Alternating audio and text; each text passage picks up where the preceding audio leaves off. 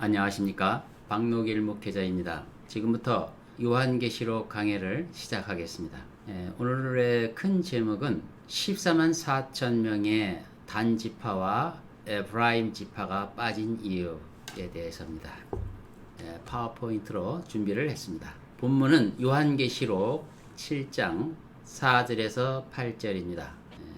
4절 한 절만 읽겠습니다. 4절 또 내가 인장으로 표시를 받은 자들의 숫자를 들었는데 이스라엘 자손의 모든 지파에서 14만 4천 명이 인장으로 표시를 받았더라. 여기 이스라엘 자손이라고 분명히 나와 있어요. 14만 4천 명은 이스라엘 자손이라는 게 분명히 되어 있고요. 영적 이스라엘 자손이 아닙니다. 문자적 이스라엘 자손입니다. 원래 12지파에는 레위 지파가 들어가지 않는데 여기 레위 지파가 들어가 있습니다. 요셉 지파 12지파 안에 들어가 있습니다. 그리고 단 지파가 빠졌습니다. 대신에 레위 지파가 들어갔고 에프라임 지파는 요셉 지파로 대체되었습니다. 에프라임이 빠진 것은 이제 요셉이 대신했기 때문에 들어온 거와 다름없다 이렇게 생각할 수가 있는데, 이름이라는 것은 그 자기 지파의 명예에 속하는 것인데 에프라임이라는 이름이 빠졌다는 것이 특이합니다. 오늘은 왜 단지파와 에프라임 지파가 명단에 빠졌는가를 살펴보려고 한 것입니다. 우선 이스라엘의 12지파의 지형을 잠깐 소개해 드리겠습니다. 오늘 주제는 단지파하고, 여기 단지파 있죠? 에프라임 지파가 주제이기 때문에 이들이 어느 지역에 사는지를 잠깐 보고 넘어가겠습니다. 본래 단지파는 유다 지파 바로 위에 조그맣게 있어요. 그리고 바로 옆에 에프라임 지파가 있고요. 근데 또 떨어져서 맨 북쪽 끝에 단지파가 또 있습니다. 이쪽 오른쪽 지도를 보시면 여기 단지파가 있는 곳에 도시 하나가 보이죠? 이게 단입니다. 성경에는 원래 라이스라는 도시가 있었는데 단지파가 위로 올라가서 이 거민을 내어쫓고 자신들이 여기서 살게 됐습니다. 그리고 그 도시 이름을 단이라고 이름을 고쳤죠. 그래서 단입니다. 참고로 그 위에 헤르몬산이 이렇게 있습니다. 헤르몬산은 성경에서 자주 언급되는 유명한 산입니다. 그리고 아래도 단이 여기 있죠. 그리고 에프라임은 이쪽에 있습니다. 참고하시면 되겠습니다. 우선 단지파가 어떤 지파인지 한번 성경에서 나와 있는 내용들을 중심으로 살펴보겠습니다. 단지파가 거주하는 주위 환경, 주목할 만한 몇 가지 사실을 제가 언급을 하겠습니다. 이 단이라는 지역은 창세기 14장 5절에 잠깐 언급이 됩니다. 전쟁이 일어나는 상황을 언급하고 있는데요. 창세기 14장이면 아브라함이 가나안 땅에 거주하고 있을 때입니다. 그때 저 위쪽 유프라테스 강 위쪽에 크톨라 오멜이라는 그 왕이 동맹을 결성해서 그 가나안 쪽으로 내려와서 전쟁을 치르는 일이 있었습니다. 창세기 14장 5절 한번 읽어보겠습니다. 14년째에 크돌라 오멜과 그와 함께한 왕들이 나와서 아스트롯 카르나임에서 르파인을, 함에서 스스인을, 샤웨 키라다임에서 엔인을 치고, 이런 내용이 있습니다. 그 내용은 구체적으로 지도에 좀 자세히 나오는데, 여기를 보시면 이 위쪽에서 크돌라 오멜이 동맹국을 결성해서 아래로 쳐내려오는 모습이 보이죠. 여기 처음에 르파 족속을 치고 그 아래 스스 족속, 이게 전부 거인족들입니다. 스스 치고 그 다음에 엔 족속을 치고 쭉 요단강 동편 쪽으로 쭉 내려오다가 사해를 거쳐서 맨 아래 엔바란, 그리고 또 다시 올라가서 아멜렉 족속이 있는 엔미스밧, 그리고 아모리 족속에 있는 하사순 타마를 치고 나서 그 위로 올라가서 시딤 골짜기에서 전쟁을 벌이는데, 여기 사해 지역에 있는 이 5 왕들이 결성하여 서로 대항하다가 여기서 패합니다. 시딤 골짜기에서 석청에 갇혀버리죠. 그래서 포로가 돼서 쭉 잡혀가는 과정입니다. 그래서 이 크톨라 오멜 연합군이 쭉 이쪽 위로 올라가서 요단강 서편을 또 지나치면서 쭉 올라갑니다. 근데 여기 헤브론을 지나갔을 때 아브라함이 롯이 포로로 잡혀갔다는 소식을 듣고 이제 뒤쫓아가서 이 단이라는 지역에서 그 포로를 구해서 전쟁에서 이제 구해가지고 오는 내용이 기록되어 있습니다. 자, 창세기 14장 14절 아브라함이 자기 형제가 사로잡혀 갔음을 듣고 자기 집에서 태어난 훈련받은 종 8명을 무장시켜 그들을 추격하여 단까지 가서 단까지 갔다 이렇게 됐습니다. 이 단이 거하는 지역은 특별히 이 거인족의 본거지입니다. 단 지파와 연계된 주위 환경이 거인족의 본거지라는 것이 주목할 사실입니다. 신명기 3장 13절에 길르앗의 나머지와 옥의 왕국인 온 바산을 내가 므낫세 반지파에게 주었나니 거인들의 땅이라 불리운 온 바산과 더불어 아르논 전 지역이라. 요 지도에 지금 얘기하는 곳이 바로 이 지역이죠. 이 바산 지역을 말합니다. 이 현재 므낫세 지파가 차지하는 땅이고요. 그 바로 옆에 조그맣게 단 지파가 여기 있는 것입니다. 자, 이렇게 됐고요. 그리고 단에 대해서 성경은 다른 얘기가 나오는데 단이 출생한 사연이 기록되어 있습니다. 야곱의 두 아내 레아와 라헬이 있었죠. 근데 레아는 라헬의 언니고요. 그렇게 됐는데 야곱은 라헬을 사랑하고 레아는 사랑하지 않았습니다. 억지로 삼촌 라반이 레아를 아내로 삼게 한 거죠. 속인 겁니다. 그래서 야곱은 레아를 구박을 한 것입니다. 그런데 하나님께서 레아에게 복을 주셔서 아들을 많이 낳게 하니까 라헬이 굉장히 질투를 합니다. 그 질투하는 가운데 단이 태어났는데 라헬이 직접 낳은 아들이 아니고 라헬의 몸종 빌하를 통해서 낳은 아들입니다. 창세기 30장 6절을 보겠습니다. 라헬이 이 말하기를 하나님께서 나를 판단하시고 내 목소리도 들으시어 내게 아들을 주셨도다 하고 그 이름을 단이라고 불렀더라. 그래서 라헬의 첫 아들은 대리모 빌하를 통해서 얻었는데 이 아들을 얻었을 때 하나님께서 내게 아들을 주셨도다 이렇게 고백을 했어요. 근데 그것은 사실은 하나님의 뜻이 아니고 그것은 전적으로 자신의 뜻이었습니다.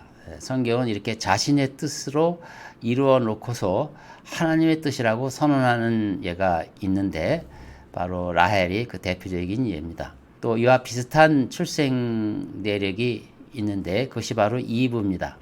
이브가 카인을 얻었을 때 이렇게 고백을 합니다. 창세기 4장 1절입니다.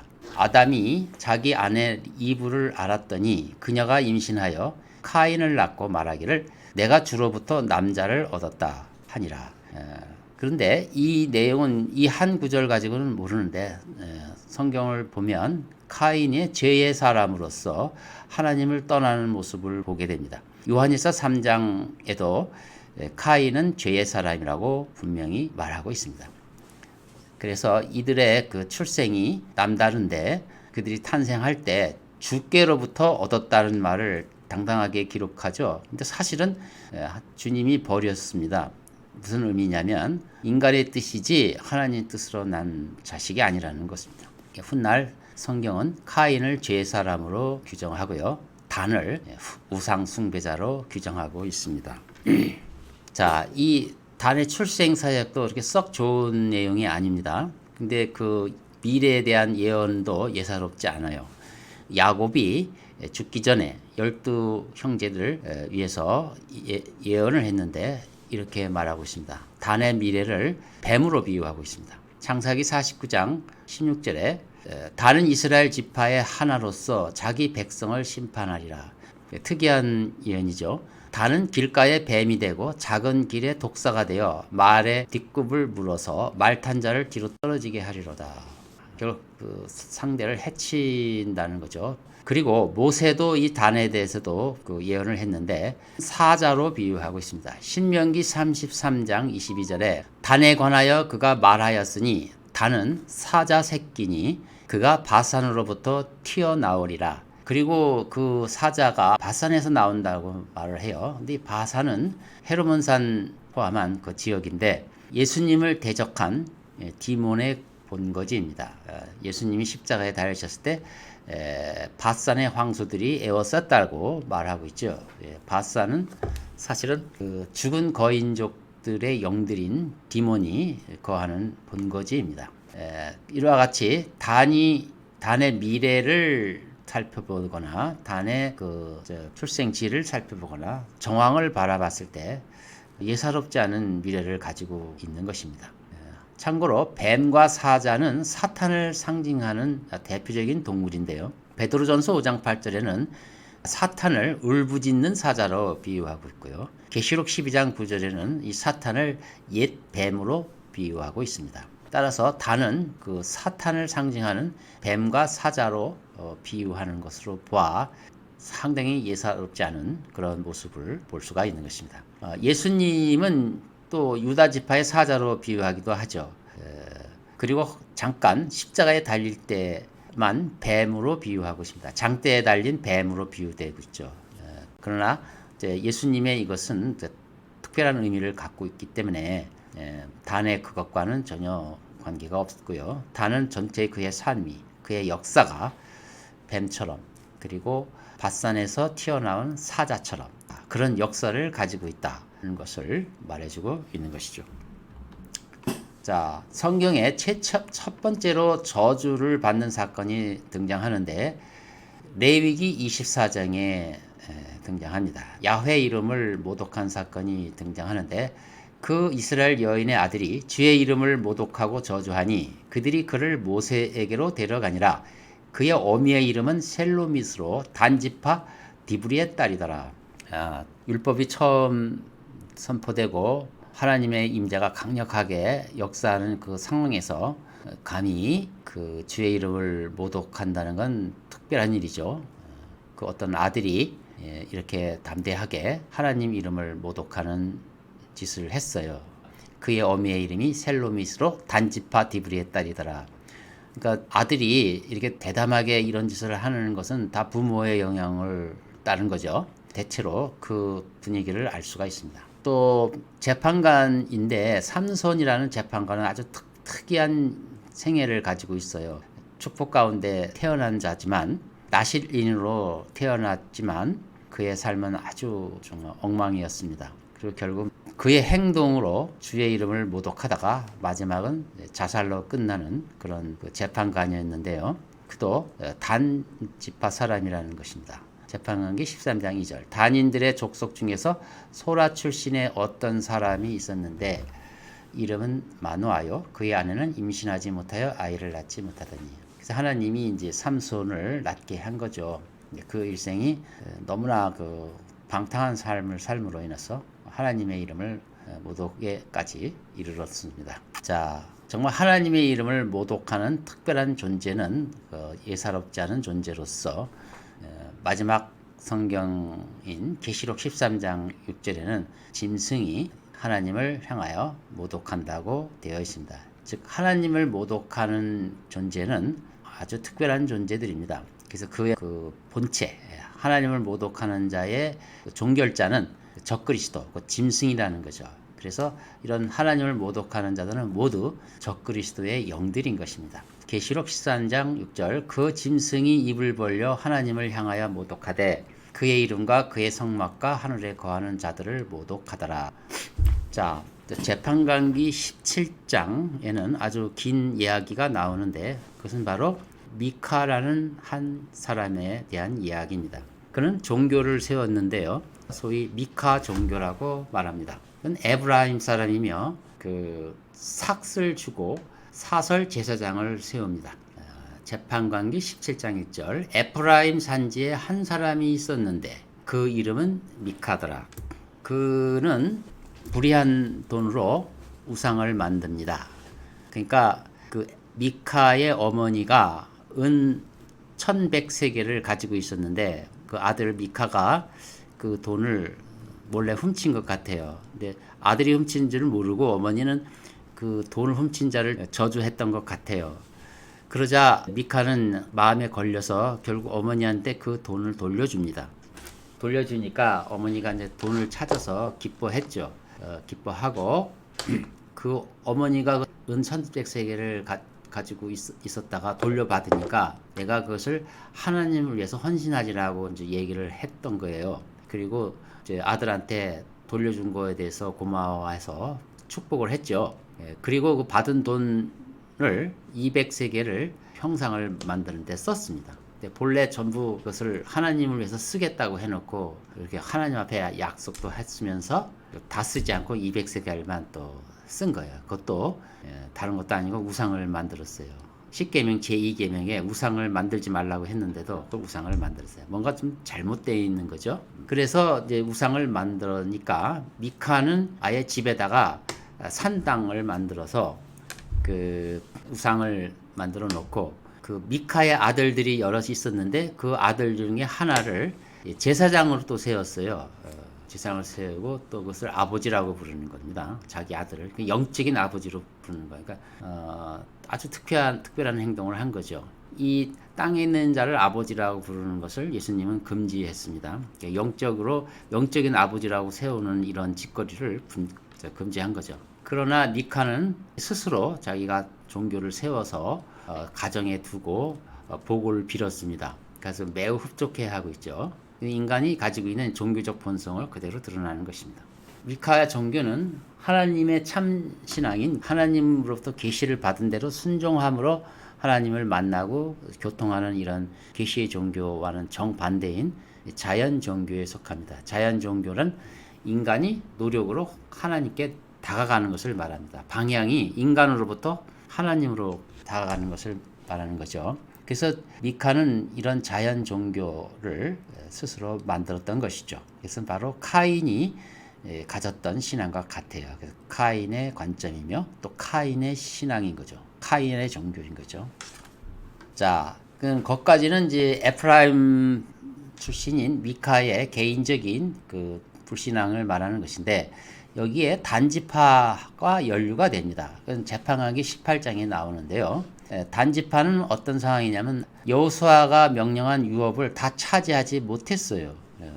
그 필리스티아인들 땅을 다 차지하지 못해서 그래서 땅이 너무 협소해지니까 이제 뭔가 땅을 더 개척해야 될 필요가 있어서 그 땅을 살피다가 저 북쪽까지 올라간 거죠. 가니까 아주 평화롭게 사는 마을이 있고 원래 이 사람들은 시돈 사람들인데 시돈 본부하고 이렇게 멀리 떨어져 있어서 쉽게 정복할 수 있다고 생각을 한 거죠. 그래서 정탐꾼 5명을 미리 보냅니다.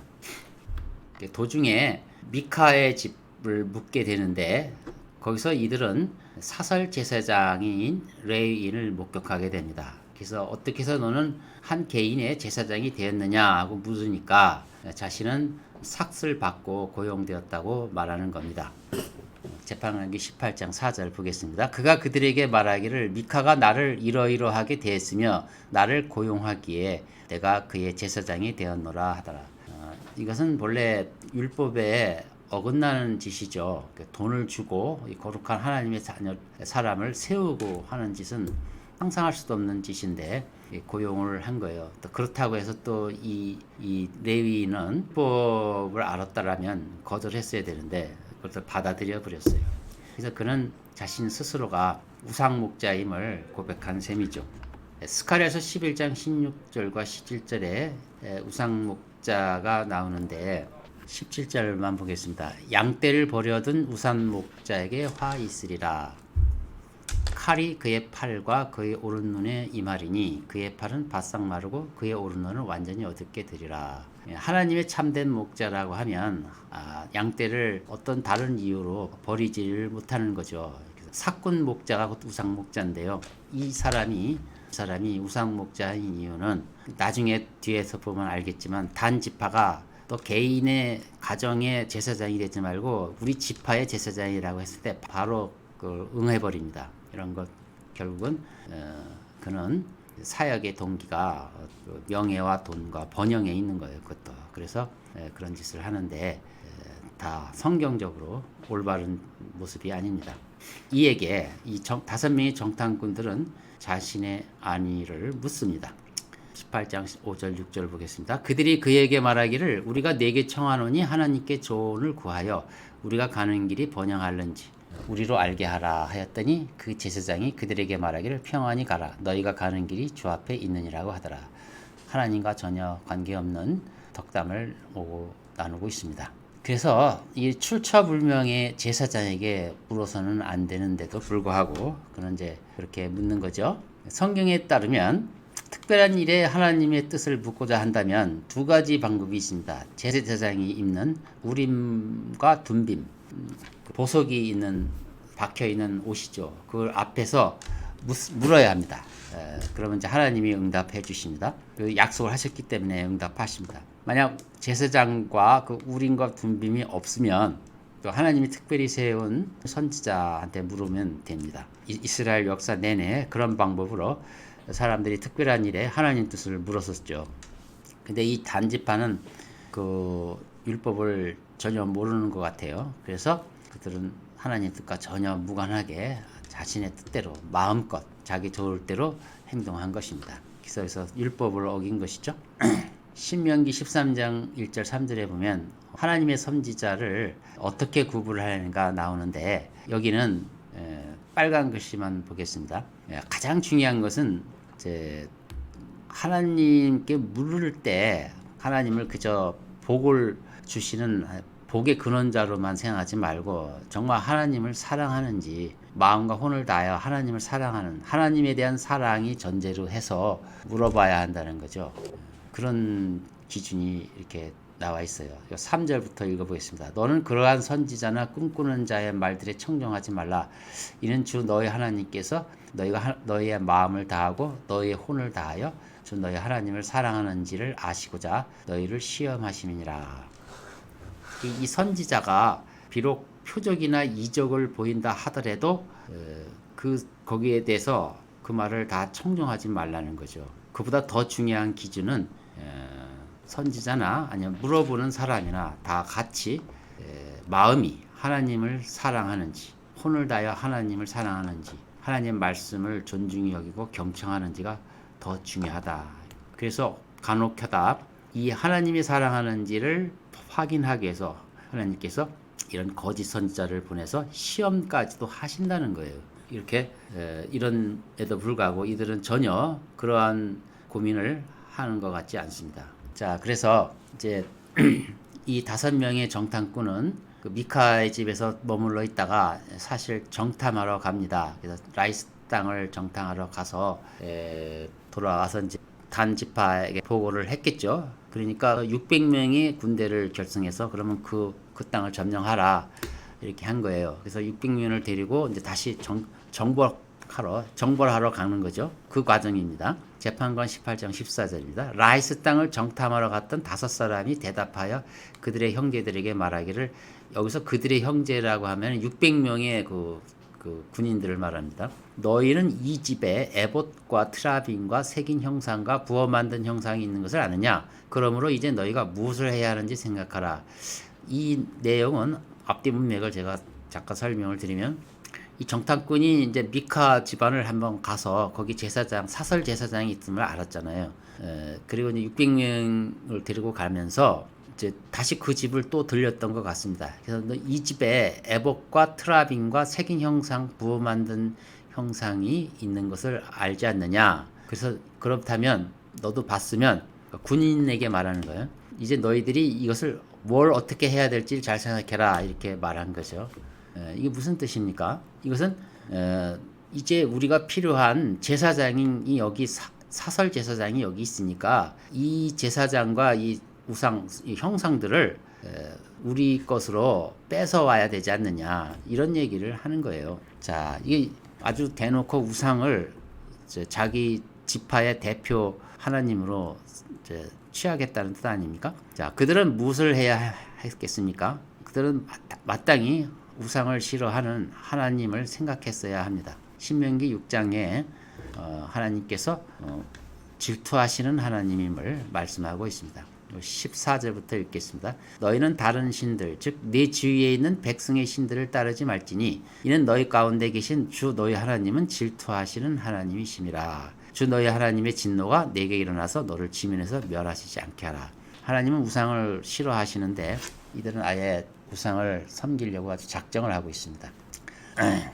그래서 그 단지파 사람들은 참된 하나님을 믿는 대신에 미신적인 하나님을 이제 믿기로 잔뜩 기대감에 차서 계획을 세웠던 거죠. 그래서 이 단지파가 결정적으로 이 우상을 섬기는 계기가 된 것입니다. 자, 시편 115편 4절에 보시면 우상들이 무엇인지를 하나님이 분명히 말씀하셨죠. 그들의 우상들은 은과 금이며 사람이 수공물이라. 그것들은 입이 있어도 말하지 못하고 눈이 있어도 보지 못하고 귀가 있어도 듣지 못하며 코가 있어도 냄새 맡지 못하고 손이 있어도 만지지도 못하며 발이 있어도 걷지 못하고 목구멍을 통하여 말하지도 못하는도다. 그것들을 만드는 자들이 그것들과 같으며 그것들을 신뢰하는 모든 자도 그러하도다. 그러니까 우상을 섬기는 자들은 우상처럼 만들어 놓겠다는 것이죠. 무서운 말씀입니다.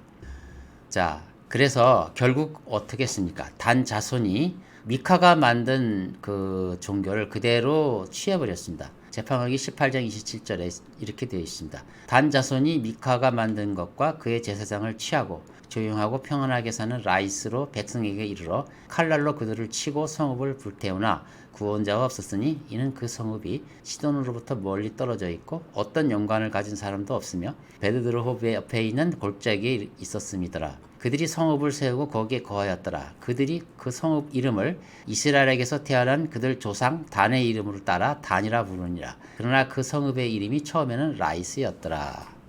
그렇죠. 그래서 단 자손이 미카가 만든 그 종교죠. 그러니까 우상 형상들이죠. 그 제사장을 취했어요.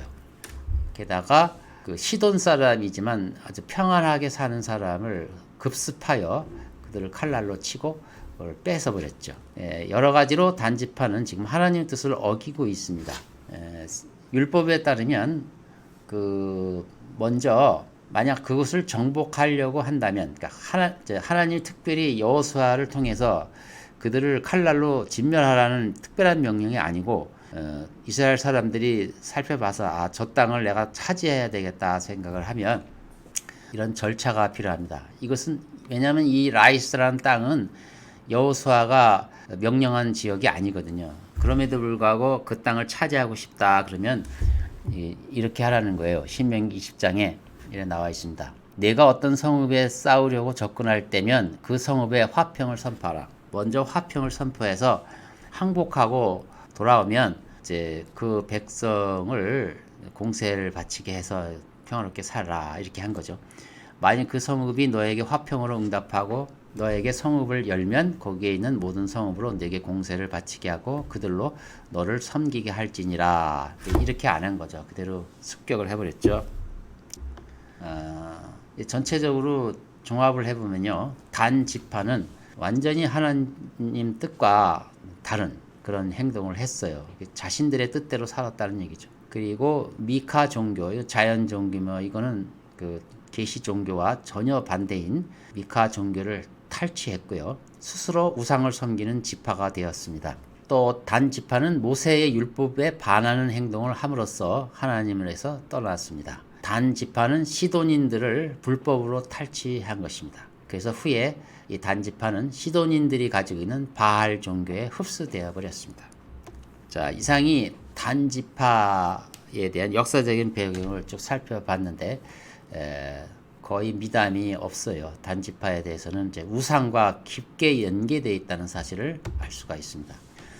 또 하나 에프라임에 대해서 살펴보겠습니다. 자, 에프라임은 요셉의 둘째 아들이죠. 이스라엘 민족이 솔로몬 왕 이후에 둘로 나누어졌습니다. 그래서 하나는 유다와 베냐민 지파로 이루어진 남왕국, 다른 하나는 나머지 10지파로 이루어진 북왕국. 그래서 남왕국을 유다라고도 말하기도 하고 북왕국을 그냥 이스라엘이라고도 말하고 합니다. 그래서 이스라엘 민족이 두 나라로 나누어졌죠. 그런데 위에 북왕국의 중심 지파는 에프라임입니다. 즉 10지파 중에서 에프라임 지파가 제일 강성했고 그들이 거의 그 10지파를 주도했어요. 그런 내용입니다. 열왕기상 12장 25절을 읽어보겠습니다. 그리하여 여로보암이 에프라임 산지에 세켐을 건축하고, 그러니까 여로보암은 누구냐면 북왕국을 처음으로 세운 그 사람이죠. 근데 에프라임의 산지에 수도를 세웠다는 뜻이죠. 거기서 살았으며 또 거기서 나가 푸누엘을 건축하니라. 그때 여로보암이 그의 마음속에 말하기를 이제 왕국이 다윗 집으로 돌아가리라. 만일 이 백성이 예루살렘에 있는 주의 전에 희생제를 드리러 올라가면 이 백성 마음이 그들의 주, 즉 유다의 르호보암 왕에게로 다시 돌아가 그들이 나를 죽이고 유다 르호보암 왕에게로 돌아가리라 하더라. 다시 합쳐질 것을 염려한 거죠. 이에 왕이 계략을 꾸미고 금송아지 둘을 만들어 백성에게 말하기를 예루살렘에 올라가는 것이 너에게 너무 수고스럽도다. 오 이스라엘아, 너를 이집트 땅에서 인도해 내신 네 신들을 보라 하고 그가 하나는 베델에 두고 다른 하나는 단에 두니라. 그러니까 편의에 따라서 아무리 이제 나라가 나눠져도 그 절기마다 예루살렘에 가서 하나님을 이제 섬겨야 되거든요. 제사를 드리고 그럴 때 또 이제 나라가 다시 합쳐질 것이 염려가 돼서 또 임의적으로 그 산당을 만든 거죠. 그리고 거기에 금송아지 우상을 만들어서 이것이 하나님이다라고 이제 말하고 여기다가 섬기라고 이렇게 한 거예요. 이 여로보암이 하는 짓도 똑같이 미카가 자기 뜻대로 자기 마음대로 설정해서 그 하나님을 섬기는 자기 마음대로 하나님을 섬기는 거죠. 이런 하는 행동과 동일하죠. 여로보암의 행동과 미카의 행동 그리고 단지파가 미카의 행동을 좋게 여겨서 그것을 자기 종교로 만드는 것 똑같은 겁니다. 이게 다 단지파가 지은 죄나 미카가 지은 죄나 여로보암이 지은 죄는 동일한 죄인데 성경은 그것을 다 여로보암의 죄라고 말합니다. 여로보암의 죄가 굉장히 하나님을 불쾌하게 했다는 사실을 살펴볼 수가 있습니다. 이것은 왜 그러냐면 자연 종교이며 이것은 카인이 추구하는 종교입니다. 즉 자기의 인간이 자기의로 하나님 앞에 나가서 하나님을 만족시키게 하려고 하는 그런 자세죠. 이것을 자연 종교라고 하는데 지금 북왕국이 그 짓을 하는 겁니다. 거기에 에브라임이 연루가 됐다는 사실이 성경에 나와 있어요. 그 에프라임에 대한 죄는 호세아서에서 자주 나오는데요. 즉 호세아 선지자는 그 이스라엘 북왕국의 배교를 호되게 꾸짖는 선지자입니다. 근데 북왕국은 열지파잖아요. 열지파인데 그냥 이스라엘에 대해서 꾸짖는 대신에 반드시 에프라임을 거론을 하면서 꾸짖어요. 이 얘기는 뭐냐면 이 북왕국의 주도적 역할을 하는 지파가 에프라임이며 북왕국의 배교의 주도권은 에프라임이 했고 결국 에프라임이 배교를 주도했다는 뜻입니다. 자, 호세아서 7장 1절을 보겠습니다. 내가 이스라엘을 치유하려고 했을 때 에프라임의 죄악과 그러니까 이스라엘을 이제 고치려고 하니까 그 이스라엘의 죄를 에프라임의 죄악으로 바로 얘기하잖아요. 사마리아의 악이 드러났더니 그러니까 에프라임이 문제라는 것입니다. 이는 그들이 거짓을 행하고 도둑이 안으로 들어오며 강도떼가 밖에서 약탈함이라. 그러니까 이스라엘의 병의 가장 중심에는 에프라임의 죄악이 있다는 얘기죠. 호세아서 9장 11절 에프라임으로 말하면 그들의 영광은 태어날 때부터 태에 있을 때부터 잉태되었을 때부터 새처럼 날아가리라. 그 에프라임은 아주 강성한 지파며 그 기대를 할 만한 그런 지파였는데 즉 그들의 영광이 있었는데 그것이 다 날아갔다는 말을 하는 거예요. 11장 12절에는 에프라임은 거짓말로 이스라엘 집은 기만으로 나를 에워싸나 유다는 여전히 하나님과 함께 다스리며 그 성도들과 더불어 신실하도다. 그러니까 북왕국이 그 배교를 했다는 뜻입니다. 자, 이 북왕국의 배교의 가장 종결자는 아합 왕이죠. 아합 왕은 단 지파가 쫓는 바알 종교를 그대로 직수입을 했습니다. 열왕기상 16장 29절 유다의 아사 왕 제38년에 오므리의 아들 아합이 이스라엘을 치리하기 시작하니라. 오므리의 아들 아합이 시리아에서 이스라엘을 22년간 치리하니라. 오므리의 아들 아합이 주의 목전에서 자기 앞에 있던 모든 사람보다 악을 더 악을 행하였더라. 느밧의 아들 여로보암의 죄들을 행하는 것이 그에게는 마치 가벼운 것 같았으니 그가 시돈인들의 옛 바알 왕의 딸 이세벨을 아내로 삼아 가서 바알을 섬기고 그에게 경배하였으며.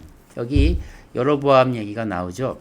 여로보암도 미카의 종교처럼 자기가 마음대로 편의상 만들어서 하나님을 섬긴다고 하는 짓을 했는데, 한술 더 떠서 시돈인들의 옛 바알 왕의 딸 이세벨을 아내로 삼았다. 즉 바알 종교를 아예 끌어들였다는 얘기예요. 이게 무슨 얘기입니까? 미카 종교, 단이 가지고 있는 종교는 본래 하나님의 야훼 종교를 편의상 변조시켜서 변개시킨 그런 종교인데, 결국은 그 내용이나 시돈인들이 자기들이 섬겨있던 그 피니키아 종교죠. 시돈인들이 가지는 고유의 종교인 바알 종교나 정확하게 같은 거예요. 같기 때문에 결국은 단 지파는 시돈인들이 가지고 있는 바알 종교를 그대로 넘어갈 수밖에 없었던 거죠. 그래서 이 아합 왕은 아예 그 단지파가 하는 행위를 계기로 해서 그냥 바알 종교를 그대로 받아들인 겁니다. 32절 사마리아에 건축한 바알의 신전에 바알을 위하여 한 제단을 쌓고 또 아세라를 만들었더라. 이 아세라라는 것은 이제 그 형상들을 만들어서 전시해 놓은 어떤 숲, 그러니까 나무들을 이제 쭉 심고 세운 다음에 그 우상들을 이렇게 배치해 놓은 그런 전시장 같은 거예요. 그 만신전과 다를 게 없어요. 이게 아세라죠. 아합이 자기 앞에 있던 이스라엘의 모든 왕보다 이스라엘의 주 하나님을 더욱 경록해 하였더라. 바로 이스라엘 북왕국의 배교의 이유입니다.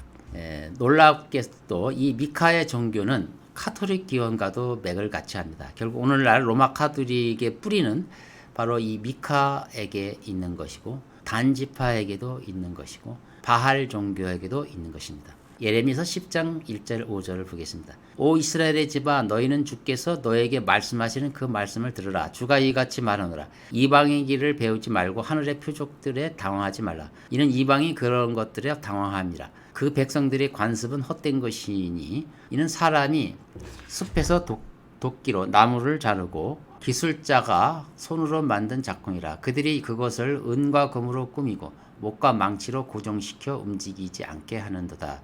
여기 보니까 숲에서 나무를 잘라서 뭐 장식을 하고 이런 모습이 나오죠. 그것들은 종려나무처럼 곧게 서 있으나 말을 못하고 걸을 수 없으니 꼭 붙들어 주어야 하느니라. 그것들을 두려워하지 말라. 이는 그것들이 악을 행할 수 없고 또 선을 행함도 그들 안에 없음이라. 즉 아세라를 꾸미는 내용입니다. 신들이 거하는 인공숲을 만드는 것인데, 오늘날 카톨릭이 크리스마스 트리를 만드는 것과 정확하게 같은 것입니다. 또 카톨릭은 마리아 숭배를 하죠. 그것은 하늘의 여왕 숭배와 같은 것이죠. 예레미야서 44장 17절에 이런 말씀이 나와요. 그러나 우리는 분명 우리의 입에서 나간 것을 무엇이든지 행하리니 우리와 우리 조상들과 우리의 왕들과 우리의 고관들이 유다의 성읍들과 예루살렘의 거리들에서 행했던 대로 하늘의 여왕에게 분향하며 그 여왕 앞에 제물로 술을 부으리라. 이는 우리에게 양식이 풍부하게 있고 우리는 건강하고 아무 재앙도 보지 아니하였으나. 그러니까 이들이 하늘의 여왕을 섬겼더니 아주 양식이 풍부하게 됐더라. 그런 얘기죠. 근데 18절에 보니까 기가 막힌 얘기가 나와요. 우리가 하늘의 여왕에게 분향하고 그 여왕 앞에 제물로 술을 부었던 일을 그만둔 뒤로는 우리에게 모든 것이 부족하고 칼과 기근으로 진멸을 당하였음이니라. 그러니까 이 하늘의 여왕의 숭배를 안 하니까 우리가 이렇게 어려워졌다라고 말하는 거예요. 사실은 하나님이 징계를 했는데도 이런 말을 하는 거예요. 누가? 이 이스라엘 백성들이 그렇게 그만큼 깊게 타락을 한 거죠. 오늘날의 카톨릭이 그 마리아한테 빌고 복을 비는 행태나 이들의 행태나 정확하게 같은 거죠. 미카 종교를 뿌리를 두고 있는 것입니다. 자, 이렇게 해서 단 지파가 추구하는 그 종교와 고대 바빌론 종교는 정확하게 같은 것입니다. 그래서 하늘의 여왕이라고 하면 모든 이방인들이 그 여신, 섬기는 여신과 같은 것인데, 로마에서는 그 이름이 비너스로 이름이 바뀌었을 뿐이고 같은 존재고요. 고대 그리스에서는 다이아나로 이름으로 불려졌고, 페니키아에서는 아스타롯, 아시리아에서는 아스타르트, 또 그리스에서는 미네르바, 주노 혹은 허마로 불리고 있습니다. 로마 카톨릭 교황청에서는 이를 성모 마리아라고 부르는 거죠. 성경은 고대 바빌론 종교를 기원으로 하는 로마 카톨릭을 창녀라고 말하고 있습니다. 그것은 가증한 것들의 어미라고 분명히 말씀하고 계시는 것입니다. 계시록 12장 12절에 그 여인은 로마 카톨릭이 말하는 마리아가 아니고 그건 이스라엘입니다. 그러니까 로마 카톨릭은 마리아를 신격화하려고 이렇게 성경도 왜곡시켜 버립니다. 그래서 이제 오늘 주제 14만 4천 명의 단이 왜 제어되어 있는가? 그것은 이들이 바벨론 종교와 연관된 우상 숭배에 빠졌기 때문에 그렇게 단의 이름이 빠진 것입니다. 그래서 이건 뿌리가 매우 깊은 것이고, 계시록 17장에 나와 있는 마지막 때 받을 심판, 마지막 때 심판받을 창녀가 등장하는데, 이것이 바로 이 바빌론 신비 종교하고 직접적으로 연결되어 있고 단하고도 연결되어 있기 때문에 그렇게 엄중한 일이 일어난 것입니다. 자, 그래서 북왕국의 배교를 전체적으로 로마 카톨릭의 모습과 비교하면 어떤 그림이 그려지는데, 단 지파만 섬겼던 바알 종교, 처음에는 단 지파가 섬겼죠. 그것을 이제 북왕국이 이제 그 종교적으로 독립하기 위해서 단지파가 섬기는 그것을 그대로 받아들이게 되었죠. 그래서 그것이 이제 열지파의 종교가 되었고, 결국 이것이 모든 세계인의 종교 통합과 맥을 같이 합니다. 에큐메니칼 운동과 같은 거죠. 또 아세라를 만드는 것은 인공숲을 만든 것이고 만신전을 만드는 것이고, 이것은 바알 숭배자가 하는 행위인데 로마 카톨릭이 이것을 그대로 가져와서 또 크리스마스 추리를 만들고 마리아 동상을 그 숲에다 올려놓고 성당에 오가는 사람들에게 거기서 기도하게 하고 이렇게 만들어 놓죠. 이 아세라를 만들어 놓는 것입니다. 또 검은 제의를 입은 바알 제사장이 등장하죠. 이것은 또 카톨릭의 추기경, 사제들이 입는 검은 옷과 같은 의미죠. 바알 숭배자들은 왕과 왕비와 아주 우호적인 관계를 갖습니다. 이 바티칸과 세계 여러 나라의 대통령이나 왕들과도 아주 좋은 관계를 맺는 것과 같습니다. 또 이방신의 여신과 아스타롯, 그 달신은 마리아 숭배와 맥을 같이 하는 것이고요. 또 남신 바알은 불과 태양신으로 얘기되어지는데, 이것은 번영신이며 그 지상의 왕국을 건설하는 그런 그 세계관을 가지고 있습니다. 카톨릭의 신성 로마 제국의 이상과 같은 것이죠. 그래서 그들의 숭배 의식은 정오 12시에서 하게 되는데, 로마 카톨릭이 일요일 날 미사를 지내는 이유가 바로 여기에 있는 것입니다. 자, 그래서 마무리를 좀 하겠습니다. 우상 숭배자의 주도자인 단지파, 그는 사마리아의 죄라고 성경은 말하고 있습니다. 아모스 8장 14절에 사마리아의 죄로 맹세하고 말하기를 오 단이여 네 신이 살아있도다 하며 부엘세바의 방식은 살아있도다 하는 자들, 그들은 쓰러져서 결코 다시 일어나지 못하리라. 단은 사마리아의 죄를 지은 것입니다. 그 단은 하나님과 전혀 무관한 그 우상신을 섬겨왔던 것입니다. 신명기 29장 20절에도 주께서는 그런 자를 아껴두지 아니하실 것이요 주의 진노와 그분의 질투가 그 사람에 대하여 연기처럼 올라가 이 책에 기록된 모든 저주가 그에게 내릴 것이며 또 주께서는 그의 이름을 하늘 아래로부터 지워버리시리라. 단지파가 우상과 깊이 연결되었기 때문에 이렇게 14만 4천 명의 명단에서 그 지파가 완전히 제외된 것입니다. 자, 단보다는 못하지만 그 에프라임도 그 우상 숭배하고 깊은 연관을 가지고 있습니다. 호세아 4장 17절에 에프라임이 우상들과 연합하였으니 그를 내버려 두라. 12장 14절에 보면 에프라임이 지독하게 주를 분노케 하였으므로 주께서 그의 피를 그에게 남겨놓으실 것이요 그의 주께서는 그의 책망을 그에게로 돌리시리라. 에프라임이 정확하게 단을 뒤따라 우상 숭배를 주도했죠. 그래서 에프라임은 이제 14만 4천 명의 이름에 들어가지 못한 것입니다. 대신에 요셉, 그의 아버지 이름이 들어간 거죠. 그러니까 에프라임 지파가 이제 전혀 여기 들어오지 못하는 건 아니에요. 에프라임 지파가 들어오는데 요셉의 이름으로 들어오는 거죠. 그러니까 단보다는 좀 낫지만 불명예스러운 것입니다. 에프라임이라는 이름은 영원한 시대에서는 더 이상 이제 입에 오르내리지 못하게 된 것이죠. 결론을 말씀드리면 14만 4천 명의 단지파가 빠진 이유는 단지파가 우상을 끌어들였기 때문입니다. 그리고 에프라임 지파가 요셉으로 대치된 것은 그들이 부당국의 이스라엘의 우상 숭배에 주도적인 역할을 했기 때문입니다. 자, 이렇게 봤을 때 영적인 교훈은 한 가지입니다. 그들이 왜 이렇게 하나님으로부터 버림을 받았을까요? 내용은 같다고 하는지 모르지만 영적인 의미에서는 완전히 배교를 한 것입니다. 하나님은 우리에게 찾아오셔서 우리를 영접하시고 하나님 뜻대로 인도하고 하나님 뜻대로 우리를 변화시켜서 거룩한 백성으로 만들려고 하는데 사람들은 자신들의 생각대로 종교를 만들려고 그래요. 그래서 자기 뜻대로 하나님을 섬기는 것을 말합니다. 그것이 우상입니다. 그것이 미카의 종교이며 그것이 카인의 종교고 그것이 로마 카톨릭으로 대별되는 그런 종교입니다. 이것은 창녀교회며 적그리스도가 지배하는 그런 종교고 그렇기 때문에 매우 엄중하고 큰 죄의 악인 것입니다. 그런 차이, 자기 뜻대로 하나님을 섬기느냐 하나님의 뜻대로 하나님을 순종하느냐 차이는 매우 크다는 사실을 꼭 영적인 교훈으로 삼으시기 바랍니다. 자, 오늘 여기까지 마치겠습니다. 기도하겠습니다.